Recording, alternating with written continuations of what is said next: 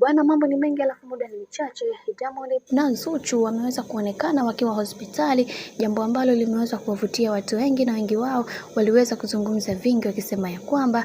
hiki ambacho kinachoendelea sasa, kiukweli Mungu aendelee kuwasimamia, kwa sababu kila mtu anatamani kuweza kuona maisha yao yakiwa katika misingi na mikakati iliyo bora, kwa sababu kila mtu anaamini ya kwamba kila linalotokea katika maisha huwa lina sababu zake, na kila mtu aliweza kuzungumza akasema ya kwamba kwa hiki kinachoendelea, Mungu pekee ndiye ambaye atakayeweza kusimama imara na kuhakikisha maisha ya hawa watu yanakuwa katika misingi na madhubuti iliyo imara ya kukusudia, kwa sababu kila mtu anatamani kuweza kuona maisha ya Bibi Zuchu pamoja na Diamond Platnumz yakisimama imara katika kila jambo ambalo amekuwa akilitenda, kwani kila mtu anaamini kwenye hiki kinachoendelea sasa, Mungu mwenyewe ndiye ambaye atakayeweza kusawazisha hiki kinachoendelea. Hivyo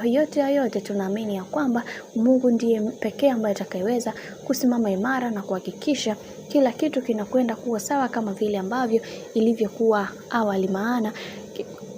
kila mtu alisema kwamba hiki kinachoendelea kwa haya ambayo yameweza kutokea isingekuwa rahisi sana kuweza kufikia mpaka hapa walipo, lakini Mwenyezi Mungu ameweza